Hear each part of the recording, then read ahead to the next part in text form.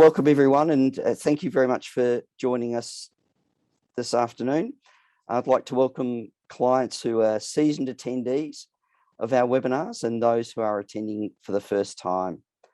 It's been a challenging time for all of us living in Melbourne, and I hope you've been able to keep on top of those challenges and are now relieved as we transition back towards normality.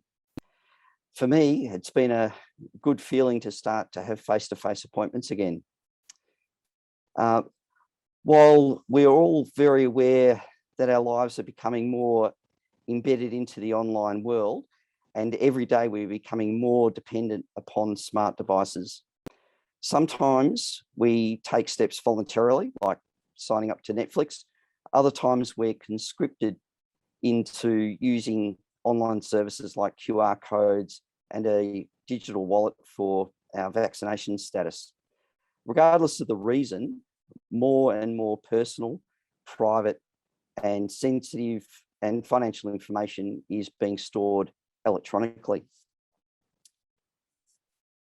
I first became aware of some of the potential of cyber risk from a friend of mine. He was working at the Australian Crimes Commission, and one of his jobs was to prosecute organised crime, outlaw motorcycle gangs and so forth. And so he was very conscious of personal security. And he told me a story that one night at about 9 o'clock at night, he had a knock on the door, and it was a young man who was around about 20, asking to see his 15-year-old daughter. He said something was not quite right about the individual. And anyway, the long story short was that he asked his daughter how on earth this guy got her address, and she didn't know. And he found out that he had extracted the address from a photo that she had posted on social media when she'd been inside the house, extracted it from the metadata in the photo. So for me, that just highlighted some of the negative potential of using cyber. And recently, I became aware of some interesting facts from the Australian Cybersecurity Centre. They released a report covering the financial year of 2021, so just recently. And in that report, they noted that they had received 67,500 cybercrime reports, which was an increase of 13% from the previous year. And that represents one report about every 8 minutes. The self-reported losses from cybercrime totaled approximately $33 billion. And interestingly, 75% of the pandemic-related cybercrime reports involved Australians losing money or personal information. Fraud, online shopping scams, and online banking scams were at the top of the reported cybercrime types. As the risk of cyber attack and cybercrime increases daily, I thought it would be highly beneficial to conduct a webinar to assist you to understand the risks and what you could do to mitigate them. We've got a number of people attending the webinar today who I'd like to acknowledge, particularly Martin Craig from MJHC Legal, Raj and Neary from LPA Partners, and a very dear friend, Paul Griffiths from Centrepoint Alliance, who is, this will be the last webinar he attends in that capacity. And of course, I'd like to acknowledge Ari, who's done all the logistics to make this event possible. Just a couple of housekeeping points.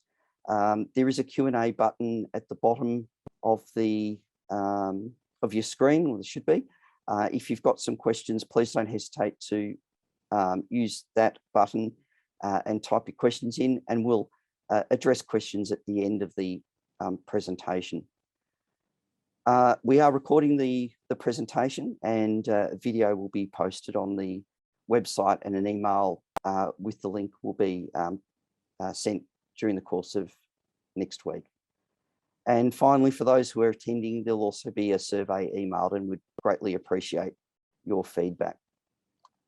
Before I introduce the speaker, we've got a couple of polls, and just to sort of get a bit of a sense of your thoughts on cybersecurity, and I'd just like Ari to post the first poll for you to answer. So, in thinking about your own use of passwords for online sites, would you say that you use the same password for more than 60% of your site, of the sites that you visit? If you can click on the appropriate response, and we might close that now. Would you like to just show us the results, Ari?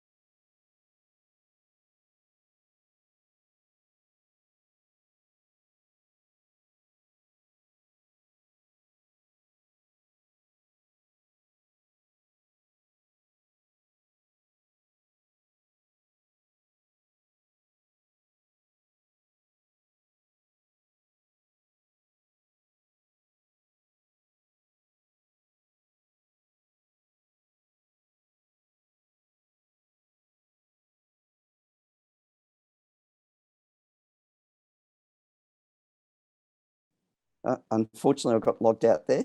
All right.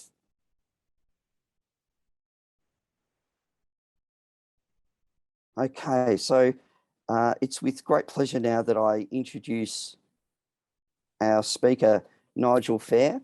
And Nigel has published 3 acclaimed books on the international impact of cybercrime. He is a regular media commentator and provides executive and board advice on strategy, risk, and governance of technology. He served a 21-year career with the Australian Federal Police, reaching the rank of Detective Superintendent. And he led investigations at the Australian High-Tech Crime Centre for 4 years. Thank you very much, Nigel, for making yourself available today, and we look forward to hearing from you. Thanks, Ben. Thanks for the kind introduction. Good afternoon, everybody, and welcome to the session. Speaking of being hacked, I think, Ben, you might have got access to my introductory remarks, because everything you just said I was just about to cover. but that's okay. So some interesting statistics. As we just heard, the Australian Cyber Security Centre, and for those that don't know, the ACSC, that is in Canberra and is a subset of the Australian Signals Directorate, that is the place to go to report cybercrime. They noticed a uptick of 12% into the, whatever it was, about the 63,000 referrals in the last 12 months. Speaking of books, I have my 4th book coming out later on this year, and it's going to be my analysis that our cybercrime reporting is about 1/5 of what the actual matters are. So instead of, as you mentioned, Ben, 1 matter per about every 8 minutes, I think it's every 1 minute per about every 90 seconds. So we live in dynamic times. It's really, really interesting what the online environment has meant to us. You also mentioned scams. Scam Watch, which is part of the Australian Competition and Consumer Commission, said for the last 12 months reported scams, there was losses to Australians to the tune of about $860 million. And again, I would contend there's about 1/5 of what the actual dollar value of losses is. By scams, what are the 2 big scams that we're really referring to? So the first one, number 1 with a bullet, and has been for quite some years, is romance and dating scams. Now, they come in all manner and shapes and sizes, but it's predominantly people on legitimate dating sites doing legitimate things that get scammed by fake people with fake profiles. There's also other people that get approached through non-dating sites. And we can talk about that. And I should sort of say, just to Ben's point with questions, if you've got any questions at the end, it can be on any subject related to cyber, and I'll have a crack at it. And if I can't, I'll get back to you with some homework. But so nothing's off the table there. So number one, romance and dating scams, biggest losses, biggest victim group, women aged 45 to 55. The number two scam is investment scams. And again, lots of variations on the theme, lots of websites that will promise you riches, lots of phone calls, lots of SMSs to promise you huge wealth. And of course, as we all know, if some of these scams were legit, then we'd all be doing it. We wouldn't be going to a finance professional and investing our money in a solid and secure way. But that's the issue. Biggest group that fall for that, males, 55 to 65 age group. So there's some fun facts for you for the two biggest scams. And then I could spend the next 2 hours talking about all the variants of all the little scams that are out there, but they're all really successful. So every time you see a scam and you pick up and you go, wow, I can't believe people fall for it. The reason it's out there is because people fall for it. You might not, which is great, but people do. And that's the shame of it all.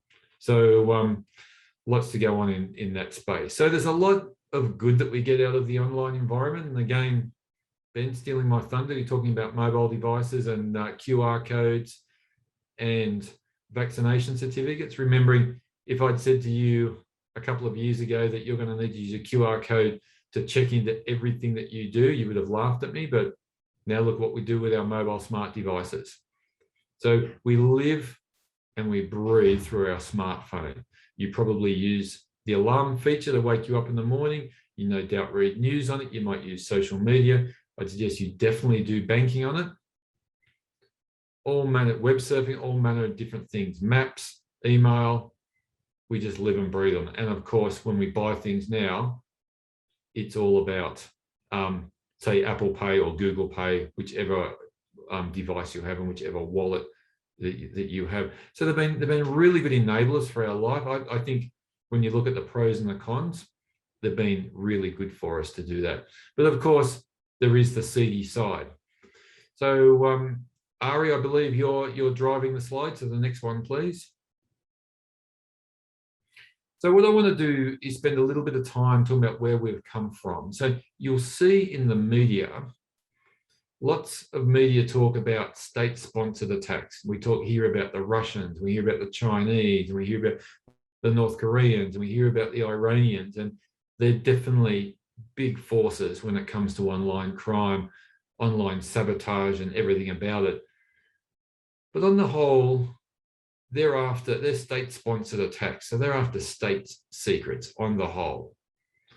So what we sort of see a lot from them is they're after government secrets. They might be after intellectual property theft, the big things that a nation could use. But what we see a lot more of is what I would call quite garden variety fraud. We still call it cybercrime, but there's lots and lots and lots of scams, spams, and all sorts of manners. Another thing you might hear from police, for example, and here I am an ex-police officer saying this, is because it's always overseas, we can't investigate it. So what I'm going to give you is 3 small, short vignette case studies about cybercrime and related misuse of technology in the online environment that are perpetrated by Australians in Australia. And so it's a big misnomer to think we don't have cyber criminals in this country. We definitely do. So it'd be something for the police to really have a good hard look at. We can talk about policing later if anyone's got any particular interest in that. So I've picked these 3 examples, and there's many to pick. And as I mentioned, I'm going to plug the forthcoming book. I've got about 50 case studies in that, including these 3. Just to give us an idea of the length and the breadth of what is online crime, just to get you thinking what it is and how broad it is. So our first one is Maroochy Shire Council from 20 years ago. And this is a classic example of an insider threat. And I'm going to talk about insiders when we get a few slides time when I start talking about data breaches. So this guy, Vitek Bowden, was a contractor working at Maroochy Shire Council up in Queensland. He wanted to get a job, actually not as a contractor, as a full-time employee with Maroochy Shire Council. They said no. So what did he do? He went, and the word hacked is really funny. And you'll hear it bandied about all over the place, and you'll think it often requires really stealthy technical means, and at that nation state level it does, but everywhere else it doesn't. And the poll questions on passwords were a classic example of that. So all he did was use his bona fide access rights to the waste management system and cause almost 1 million litres of raw sewage to get released into the environment. So it was a big deal at the time. It was, we'll talk also in a little bit about critical infrastructure protection and what that now means with new legislation coming out. But it was an insider using bona fide credentials to log in. So what's the moral to this story? What a lot of organizations get wrong is when they're getting rid of someone, they don't take away their access rights.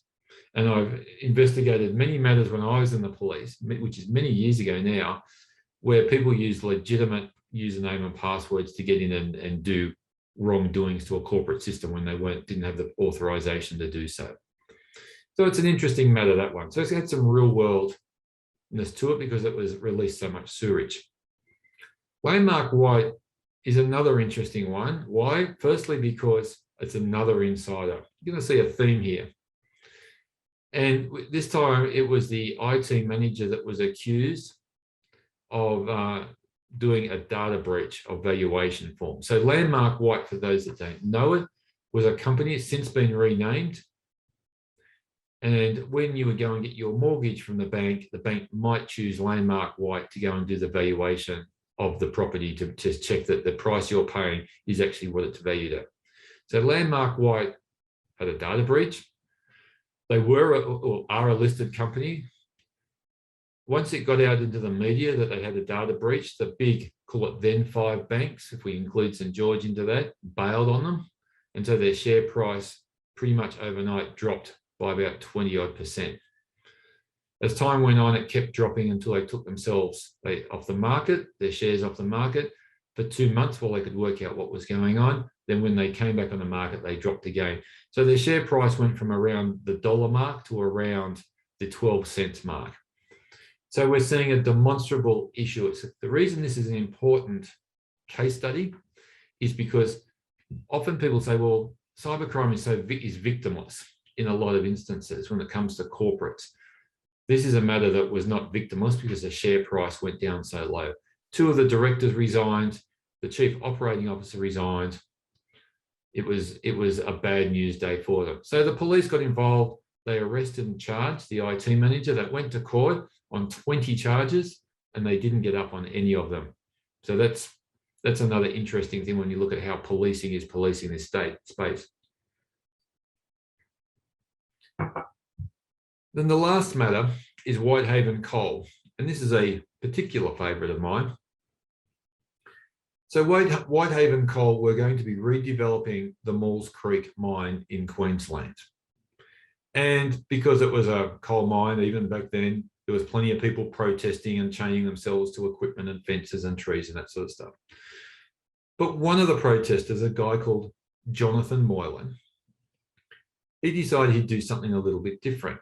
He got on the ANZ website because ANZ were going to be funding the redevelopment of the Maules Creek mine. He got some logos. He found out who the communications people were. He put their name. He made up a press release with ANZ logos saying, ANZ are not going to fund the redevelopment of Maules Creek due to environmental concerns. Put it out there. He set up his own Gmail account. He put his own phone number next to their names, and he put it out to the media. So what happened? the upshot was the media jumped all over. It was all over ABC, all over Nine, all over News Limit, all the legitimate news places that you would like to think would do fact checking. But of course they don't, because they're lazy on the whole, all the media, not just sections, all the media. And I do a lot of media. So the share price for Whitehaven went down dramatically. They found out after 4 or 5 days what the story was. Jonathan Moylan got arrested and charged by the police. The share price originally then came back up and he went to court. So Jonathan did a smart thing. He pled guilty. He, in the end, got convicted got no conviction recorded against him, which is an interesting thing by the judiciary. We can take questions on penalties if people are interested in that. But he got his message across. I would have been impressed if when the share price was down, he bought shares, and when they came back up, he pumped and dumped them. But that would have been an interesting day there. So there's some examples. There's lots of cool examples out there. So Ari, if you don't mind the next slide, please. So I'm going to start off talking about this from a corporate setting and what it really means for businesses of all shapes and sizes in Australia. So whilst we had the original cybercrime legislation that called the Cybercrime Act, it came out in 2001, 20 years ago. We've had a lot of legislation in that time since then. We've had metadata legislation, we've had all sorts of things. But I've just picked out a couple of points here around the compliance angle for organisations and people. So the first one, as I mentioned earlier, is protection of critical infrastructure. We now have a new definition of critical infrastructure in Australia, whereas once before it was big things like pipes and electricity and water and gas. As I look at Ben's backdrop, it was the MCG on grand final day. We now have a much broader definition. We've now have a realisation from the government that we need to, the internet is pervasive and we can't afford to have an attack against a piece of critical infrastructure in this country. So now critical infrastructure is a lot broader and includes things like the whole grocery sector. It includes cloud computing. It includes the education sector. Much broader, and we're almost now at the stage that just about everyone is going to be working in or around an area of critical infrastructure. Now, there's some legislation working its way through Parliament at the moment. Part of it's been passed, part of it hasn't been passed. But on the assumption the next tranche gets passed, it's going to give the Commonwealth Government a lot of powers. And that's going to include demanding, not asking, but demanding access to the computer networks of critical infrastructure owners and operators on a needs basis, of making sure critical infrastructure owners and operators have very good and robust IT systems. So I talked a little bit about, I mentioned data breach before. I've got the next slide on that, so I'm going to wait till that. But notifiable data breach is a really interesting thing. ASIC, and also with that, I've got a typo there, with CPS 234, is another interesting thing. We've got ASIC, which has got court action against a company called RI Group. And as we know, every business comes under the compliance of ASIC. I should say registered business comes under the compliance of ASIC. And what they have done is they've taken RI Group to court, not that recently, so it hasn't gone through the court system, saying that they have got very weak IT systems as a result of a hack. And we'll see what comes of that, to see what, A, if ASIC are successful in court, and B, what penalty the court imposes on RI Group, because that will be some really interesting case law for every other ASIC registered entity that ASIC might come after you if you don't put the proper due diligence into your cybersecurity control framework. And lastly is duties for company directors and other business entities. If we wind the clock back to the 2020, now almost 2 years ago, to the 2020 cybersecurity strategy. We had our first cybersecurity strategy in 2016. We had our second in 2020. We had the first time in a Commonwealth government document actual notation of duties around company directors on cybersecurity. So if you're bored, have a look at, I think it's paragraph 36, where it calls out duties around company directors. And if you look at, for those of you that are involved in companies, if you look at what's evolved around work health and safety with personal liability around company directors, my guess is, and I'll bet on it, that we're going to see a very similar thing, very similar personal liability around company directors around cybersecurity over time. I don't think it's that far away. More and more documents are starting to put this in. The Protecting Critical Infrastructure Reform Bill at the top dot point there, in that document, it talks about roles and responsibilities of company directors. So if you are a company director, keep watching this space because it's coming. It's going to be a very dominant thing. Ari, next slide, please. So here we are, notifiable data breaches. So what's the history here? So the Privacy Act 1988 has been evolving over time. In fact, it's evolved so much that there is now a large piece of work in the Commonwealth Government about reframing what is privacy and what the Privacy Act should look like. Because the definition of privacy that comes out from 1988, I would argue, is no longer fit for purpose when we look at the digital age. So along with all the various changes, we had a thing called the Notifiable Data Breach Scheme. And that's been around now for a little over 3.5 years. So it relates to any organisation with a turnover of more than $3 million. And if they suffer a data breach that results in harm, they must notify the individual, they must notify the Privacy Commissioner. So what have we learned along the way? So the first thing we've learned from this is it mirrors a number of schemes that are similar overseas. Particularly, you might have heard of the GDPR in Europe, the General Data Protection Rules. Now, Europe, for those that have done any work there, have a completely different construct than Australia, and indeed a lot of other places, including the US, on privacy and personal information. So the GDPR, for example, has an organisation that suffers a data breach that results in serious harm must notify the person within 72 hours. In Australia, our notifiable data breach scheme, an organisation has 28 days to do that same notification. So a lot different. We also have personal fines to the tune of $360,000. And my remarks on that go back to what I was talking before about company directors, that I think we're going to see a lot more of this. Corporate fines to the tune of about $1.8 million and enforceable undertakings. So here we are, 3.5 years in, and what have we seen and what do we know? So the Office of the Australian Information Commissioner publishes statistics twice a year. What are the results of the statistics? For 3.5 years of statistics, there has been no demonstrable change by Australian entities. Firstly, it is around about the same amount of data breaches every 6 months from when it came in to now. Secondly, the health sector has been and continues to be the #1 sector that's been targeted by people. No surprise, healthcare data is super valuable. So I'm not surprised with that. Again, every reporting period has exactly the same split between 2/3 external breach and 1/3 internal breach. And this is where I want to go back to my original point, talking about insider attacks. Because one thing we can do well in this country is we can fix up insider attacks.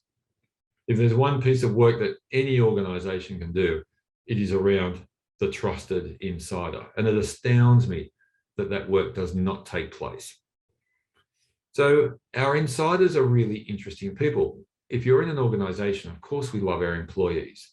But as the statistics have been telling us through the notifiable data breach reporting every 6 months, as I just said, 1/3 of matters are either malicious or a careless insider, which is written. This is only matters that have resulted in serious harm. So we don't know how many matters haven't resulted in such harm. But insiders is the really interesting component that we can do a lot of work around data breaches and a lot of work around malicious activity. So obviously the 2/3 external, we can still do some work around that, and we can have some controls around that. So the other disappointing thing out of all of this is, as I mentioned, personal fines, corporate fines, enforceable undertakings. The Privacy Commissioner in the last 3.5 years has commenced 4 investigations and concluded 1, which is, for anyone that can remember, is when the Uber got hacked in the US. And she concluded that it was bad and Uber should do more, but didn't give out any fine. Which is another one of my great disappointments in life, is we have legislation with fines attached and then they're hardly ever used. And the few times they are used, they're not given anywhere near maximum penalties. So I mentioned the Cybercrime Act 2001. If you do an indictable offence, hack someone, there's jail times of up to 10 years. The max jail times we've seen have been a couple of years. So data breaches are the really big deal. It's what we really should be keeping our eye on the prize, along with critical infrastructure, because the last thing, if you're in an organisation or you're an individual that uses an organisation, is to have a data breach and the loss of personally identifying information, including names, dates of birth, that type of thing, addresses, metadata around photos, as you mentioned, Ben, all that sort of thing. And we put out a lot of information out there about ourselves I'm going to talk about shortly. So if you're running an organisation, there's a pretty good way to not suffer from a data breach, and that is not to have data. And so many organisations that suffer from data breaches, you wonder why they still had so much information. If you're running an e-commerce organisation, after you've done that e-commerce transaction, there's really no reason to have a whole lot of information. And if you do, keep it encrypted if it's got to be for another, another purpose. Similarly, the collection of data. If we all sit here and reflect, every time you go to order something online or do anything, sign up for an online newsletter or anything, really pause and reflect at the fields that they're asking you to put data into, and wonder why. Obviously they're going to want a name, and they're going to want an address if you're getting things delivered, and they're going to want an email address they can follow up things, and obviously your credit card detail as a payment. But often they ask for a lot of other details for marketing purposes. So if you really want the thing, whatever it is you're doing online, just fill it. My advice is just fill out the forms where there's a little asterisk you have to, and leave all the others blank. The least amount of your information you give out, the more safer you'll be, because you don't know if that organisation has good cybersecurity practices and controls in place. So that's quite a thing to be alert to where you put your data out there. Next slide, thanks. So leading into that, there's sort of 3 things I think we need to focus on. And going back to data breaches, the first one is data. And I'm going to flip this for the audience from 2 sides. If you're running an organisation that's collecting data, or you're an individual that's providing data, be super alert and wary about what data that you give to people. For sometimes, like wealth management, and Ben would know better than me, there's going to be compliance issues, and there's going to be know your customer issues that he has to abide by, and he's going to have to ask for certain information. So some of the compliance issues and some of the legislative and regulatory issues, you have to provide data. But there are so many other instances where you don't need to give so much personally identifying information, nor collect it.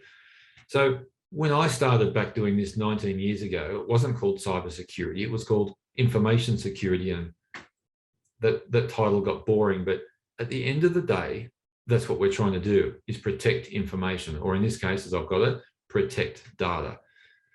So be really wary about your data, what it is, how it is. Particularly with social media settings is another one. Really good idea not to put up a whole lot of personally identifying information in social media. And I might talk a bit about that shortly. Now, the second point is we only have data because it resides on systems. Now, a system can be everything from your mobile phones, your laptop, your tablet, your desktop, a cloud instance, cloud email, and all sorts of other databases. So we want to make sure there's controls around the actual system or the network or the device. And it's great for personal devices. They've come a long way. If you've got the latest iPhone or similar Android, your Samsung Galaxy and those type of things, they've all got facial recognition now. So it's a really good way that protects the device. And the generation a time ago all had fingerprint recognition. So biometrics is a really cool thing. And of course, you want to enable that biometric all through the device itself. And I'm going to talk a bit about more of that when we talk about passwords. And lastly is us. It's you and it's I. It's all the people that access the data via the systems.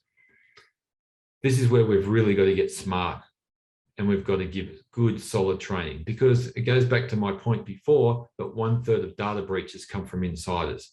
That's from people not doing the right thing, as I mentioned, either deliberately or carelessly. So we've really got to protect people when it comes to accessing data, when it comes to scams. As I mentioned, $860 million reported in scams last year alone. You might hear a lot of places and a lot of other talks and a lot of places written a couple of sort of big comments, which I'm going to kill some sacred cows. One is you'll hear people are our weakest link. And we need to learn to flip that to say people are our strongest asset, because if you're running a network with multiple people using it, there's not enough controls that you can implement or afford to protect it. And it's always going to have to be accessed by a person. At the end of the day, we want availability to people. So if we can train and give the right tools and techniques to people, they're our best line of defense when it comes against data breach and protecting yourself online. Similarly, going back to when I mentioned scams earlier, is you'll often hear people say, if it seems too good to be true, it probably is. I can tell you from a lot of research that I've done, and even more by my colleagues at various universities, every person that fell for a scam didn't think it was too good to be true. There's a lot of really smart people out there that have fallen for the most basic scams, but the scammers are really, really good at their job. They know how to put people into pressure situations. They know how to get them to not think, because once you think, you become rational and you make decisions that are in your benefit. Scammers are very good at hitting against all those things. So when I mentioned women 45 to 55 with romance and dating scam, there's scammers out there that once they hook onto them, do not let go. And that's how they get success. Similar with investment scams, that once they hook onto you, it's all about making a really quick decision. This investment opportunity is only available for the next 10 minutes. And you haven't got time to make decisions.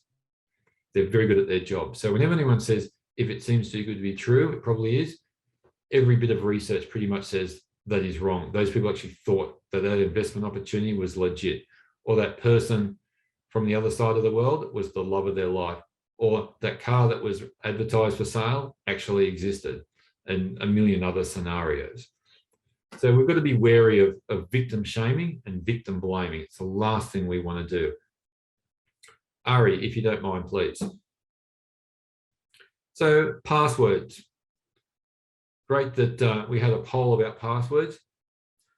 So passwords are probably the worst thing when it comes to the online environment. They're a shocker, but we're stuck with them until we get something better. And that something better is slowly coming. So for example, I just talked about facial recognition and using your device. If you're a MyGov person, you log onto your various MyGov accounts through the facial recognition app on your phone. All your banking is done that way. I bank with HSBC, for example, and even when I use a desktop or a laptop device, I still use the facial recognition aspect of my mobile phone. So why is that really cool? Firstly, it means I don't have weak passwords. Secondly, I don't have to remember passwords, which is why we end up with weak passwords, because we've got to remember them. And then thirdly, there's only one of me, and that's great. but I have a unique face, and like we all do, our biometrics are awesome, and that puts in a lot of security. And our banks are pretty unique in this country, and there's a reason why, touch wood, they haven't been hacked, is because they're really technology companies that deal in money, not the other way around. They invest heavily in cybersecurity, which is great for us as consumers. So I use Airbnb, and some of you might also. I don't have it. There's no password for the Airbnb app. It just gives you an SMS multi-factor authentication. That's how I log into it off my phone. So there's lots of cool things coming which are slowly getting rid of password. Even the laptop I'm using to speak to you today has fingerprint recognition to access the device.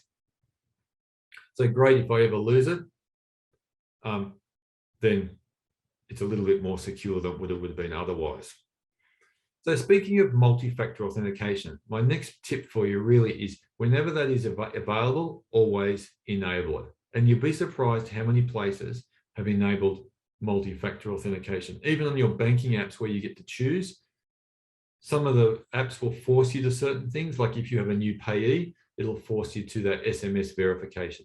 So my advice is whenever it's available on any app, always use it. You might think it's a little bit of a pain, but if someone gets access to your account or your device, then you know that, it's a little bit more secure. Similarly, if you get a text message on your phone with a one-time password and you're not trying to access one of your accounts, you know for sure that you've got a problem and someone's trying to access your account without authorization, and you can contact whether it's the bank or Airbnb or Qantas. Qantas use multi-factor authentication. Lots of places use it. So it's a really good thing to bring in. So when we talk passwords, we really should think passphrases, right? And the other sacred cow that needs to go out there is that in a lot of corporate settings, they make you update your password regularly. Now that has been debunked long ago, because what it's proved is when you're forced to update your password regularly, people end up having weaker passwords. The more we tell people to have letters, numbers, and characters, invariably the weaker it becomes. So what do we want to think about? So a passphrase, think long is strong. So the longer it is, the better it is. So you might have 3 or 4 other people in your family. If you used the middle name, if they've got one, of every one of your family members, and there's 3, 4, 5 of them, that's something that you can remember. But when you put it in a string, it's really long, up to like 20 characters. And that is not something that a password guessing machine will be able to get. And there's lots of password guessing software out there. So it's not going to get electronically done over. And unless you divulge it in some other setting, it's going to be really quite a safe password. No one's going to guess it. So the longer it is, the better it is. Even if it's simple, like names, you could put an underscore between each of the names, and that will be a very, very strong password. And I've been mentioning banks. A good really tip is, and I'm going to be pragmatic and going from the poll and understand that people do reuse passwords. Probably the 2 places not to reuse passwords is one is in a corporate setting and one is particularly in a bank setting. If you're still using a password and you're not using an app, then don't use the password from that you use, say your social media accounts or accessing your Gmail account or some of those other, or some other portal that you access, because a lot of those other places which require you to have, Deliveroo and all those other things, username and passwords, if they get hacked, those criminals will reuse that password everywhere they can think of, including in a banking setting. So that's the best place not to have your password reused particularly. I'd love to say don't reuse your passwords anywhere, have individual passwords for everything, but pragmatically, unfortunately, that's not going to happen. But one day you won't need passwords. It'll be all biometrics and we'll be a whole lot better for it. Ari, if you don't mind, please. So social media, I touched on this earlier. Social media is where a lot of criminals do their background checking. In fact, it's a lot of places where employers do their background checking before they give you a job too. So what are the tips when it comes to social media? So I'm not going to say get rid of all your social media accounts. You might enjoy them, might be a great way to keep in contact with friends and family. But think about the types of information you put there and the types of photo. So for example, always go into the first thing you can do is after this discussion is go into your, if it's Facebook or Instagram or TikTok or Twitter, any of those things, go through and do a thorough audit of your privacy settings and lock down everything, because other people don't need to know your personally identifying information, your phone number and your address. In fact, you don't even need to put that in there yourself. They don't need to know who your friends are and a whole lot of other information. And random people that aren't connected to you on those sites don't need to see any of that. Secondly, and as Ben mentioned, be wary about the photos that you post. Think about who is in those photos. Think before you tag other people in those photos. And similarly, if you get yourself tagged in other people's photos, you should ask them to not tag you if they've got their privacy features not fully enabled. Also think about the background of those photos, particularly if you've got young people in your household. You don't want to go taking photos of them in their school uniform, because unfortunately predators look at those sorts of data and look at young people and will see the school uniform and get some idea about where you might live based on the school, and they might start targeting people based on that with that little bit of information. You'd be surprised how adept criminals are of piecing together pieces of information from doing a Google search and social media search.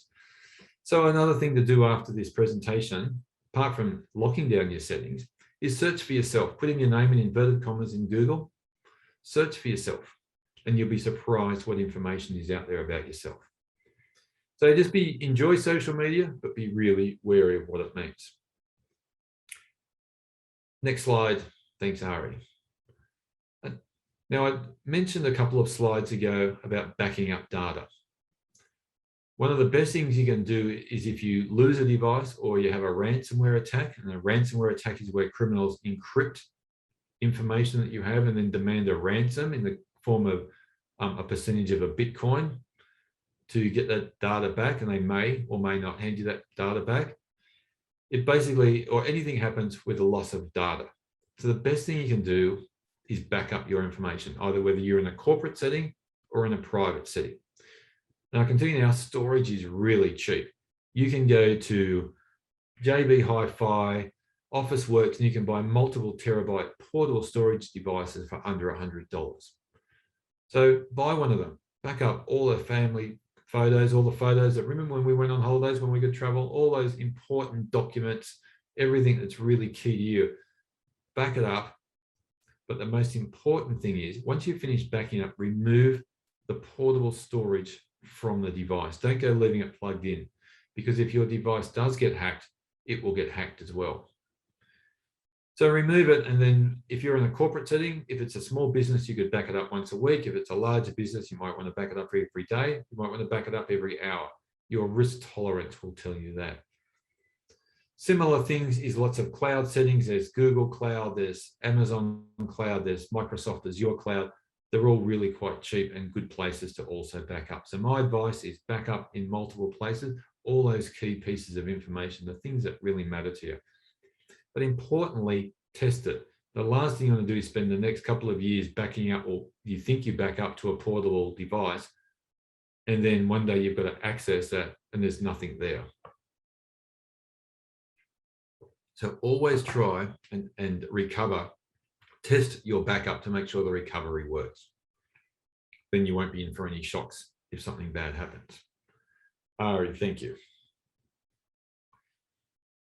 So where is it all about? Everything that we do online is all going to come down to our personal, or in a corporate setting, our corporate level of risk that we are willing to take.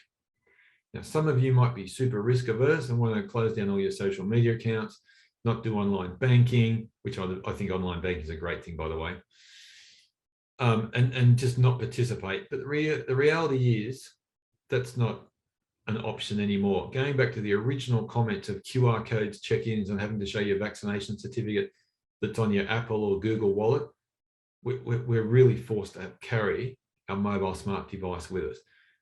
So think about the risks involved in doing it, and think about the simple things I've just talked about and other things you can do to lower your risk. and it's always going to come at a cost. It's going to come at a cost of usability and a cost of budgets. So a budgetary cost might be paying for antivirus protection across all your devices. There's many big companies, Sophos, McAfee, Symantec, Kaspersky, they're all about the same, that you can buy for multiple devices in the home setting for around $150 a year. So it is going to cost you money. From a corporate setting, when you're sitting around thinking about your risk, thinking about what questions you want to ask yourself as an organization, and then what answers you should receive. There's lots of free resources out there when it comes to online risk, lots of frameworks. You can pay for them, of course, you can pay for consultants to do it all for you, but there's lots of simple things that you can do. And so simple things, as we've talked about today, is passwords, is social media, and is backing up data. For a bigger corporate settings, we can start looking at user permissions and making sure people don't have access to data that they shouldn't have. So risk management is going to be the envelope that you put this all into and think about how you want to operate. And everyone has their own unique way of managing risk. Similarly, when you walk out of the house in the morning, you make sure the door's locked.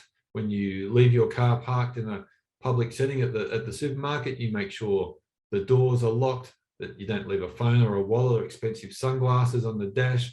You park in an open area and you're aware of your surrounds. We really want to use those same real world sensibilities in the online environment. Be wary of the places you go to and how you operate there and the information you give up. Next slide, please, Ari. So where are we headed? Well, we're on a journey that's not going to end. We need to think about not protecting ourselves or our organization. We need to think about being resilient, because protection is a point of time. Being resilient is how we want to manage our online lives. So this journey is just going to evolve. There's going to be some things which are going to be brought in, which is going to help the bad guys. And there's going to be some things like multi-factor authentication, which is going to help us as the good guys. So think about resilience. And I've mentioned in there threat intelligence, which is an interesting turn of phrase. So my advice is, either personally or corporately, think about the things that are out there and read widely about the latest threats and the latest vulnerabilities. I'm not talking about technically, but the way criminals, hackers, scammers, and all those people are doing things. There's lots that get written about there in the mainstream press and more the technology press. Because when you read about those things and we see that criminals pivot to do something different, then we can raise our guard in that. So we call that threat intelligence. Getting intelligence on what the latest threats are and what we need to do to protect ourselves. So with that, Ari, we'll go to questions. Next slide. Thank you. Thank you very much, Nigel. That's been a very, very informative presentation.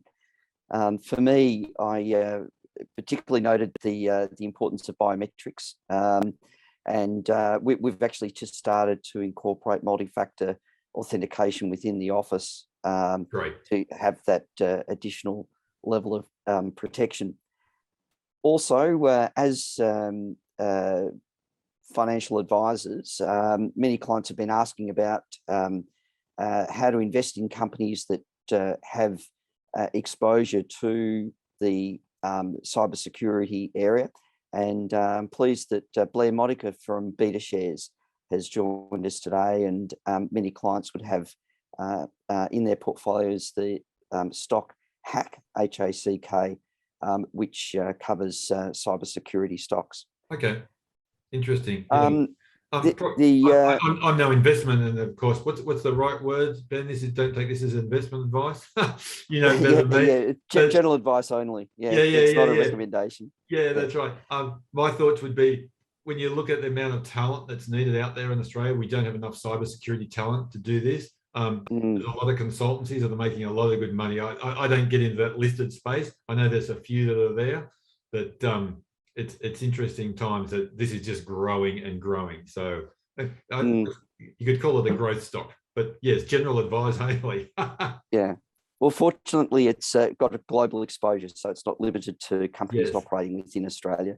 Yeah. The other point that you made, which was very relevant, was the privacy settings. And for me, I found out recently that often when you do an update, I use Apple, some of those privacy settings can be reset. So it's important to check them on a regular basis. Yeah, just to that point, Ben, there's a good reason for that. And same with social media. None of those companies want you to have your privacy settings in place, because the reason that there is a Facebook and an Instagram and a Twitter and all those other things and Apple and all those companies is they live and breathe from our data. So when something is inverted commas free, that Gmail account that you have is not free. You are the product. And so they want you to open up as much data as possible because they give you super micro targeted advertising. So that's why when you do those updates, that all of a sudden things might loosen up, is because they do it begrudgingly. So it's a really good piece of advice that you just gave, because you need to check these things regularly. We do have a couple of questions, and if anyone would like to post a question, please enter it into the Q&A box at the bottom. The first one that I've received is about public Wi-Fi. How safe is public Wi-Fi, and should any precautions be taken when using it? Yeah, great question. It's not that it's unsafe. It's not the safest way of doing things. So I think we've had a fundamental shift when it comes to public Wi-Fi. Once upon a time, it was a great civic thing. I know in Canberra, they used to advertise it everywhere, and they got signs on street posts saying you are in a Canberra-free Wi-Fi area, as though it was a great civic benefit. But now that data has become so much cheap, and really all our phone plans pretty much these days are all you can eat phone plans. So my advice to anyone would use your phone, and I don't use public Wi-Fi anywhere. I just pair it to my phone. Look at your phone. If you're got good solid 4G or better 5G, if you've got a new device, pair your device. If you want to use your laptop in a coffee shop or in a park or something to your phone, a lot safer and a lot better, particularly if you have an all-you-can-eat plan. If you are going to use public Wi-Fi for whatever reason, you're traveling or your phone's not working or it's poor service location or whatever it might be, this is when you'd be wary about the things you do in it. So don't go logging into places where you're going to be putting in a lot of personally identifying information. Great for web searching if you want to look at the age online, general things like that, maps, that sort of stuff, but not a login facility, because if there is anyone eavesdropping, highly unlikely there is, but if there is, they're going to capture that data. And linked to that, we've just had a question. What about VPN? Should we have anything that can be used for secure internet browsing? So VPNs are great.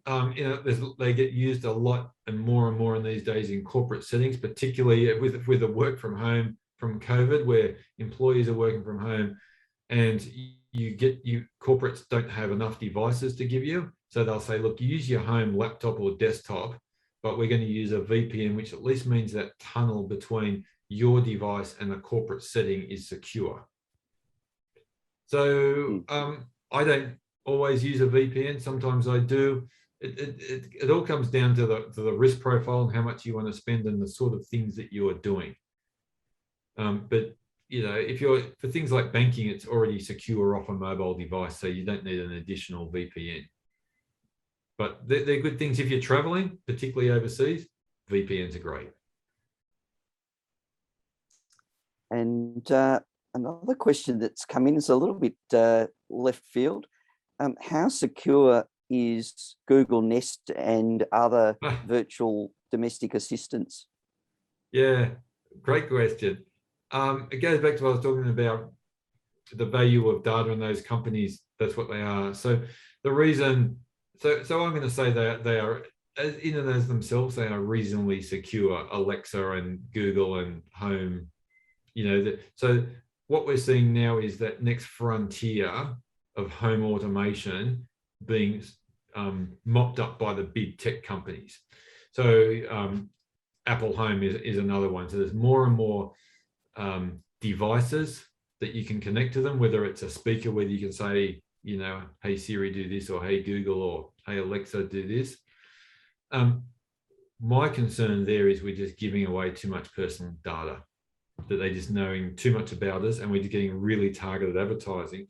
And that might not worry a lot of people, but it worries me a lot when it comes to monopolistic behavior.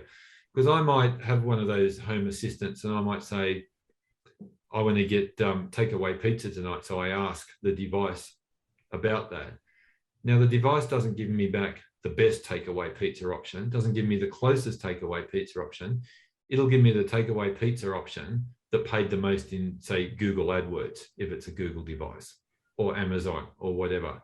And this is where the next frontier of issues we need to construct around is monopolies online. And we have a few big ones, and we're stuck with them. There is really no competition.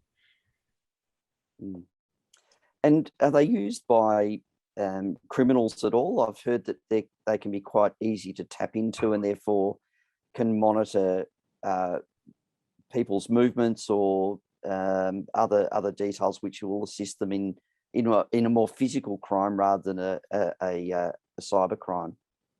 Yeah, and another example, yes, that's true. An example of that is people posting holiday photos, saying I'm having a great time on holidays and here I am. And so the criminals know that obviously that you're not at home, and they start piecing things together. So a counter to that can be, in a smart home, is if you've got a motion activated camera on your smartphone. So there is a bit of yin and yang around some of this. You can, put up a camera, and there's some cool cameras that you can put in your home, some that look like security cameras and some that look like a book in a bookshelf, that with motion detection. And you get the pop-up on your phone if something happens. So there's pluses and minuses, but I have a bit of home automation, but I definitely don't use any of those speakers. I don't mind getting up and turning the light switch off. Yeah, do it the old-fashioned way. Yeah. Nothing wrong with that.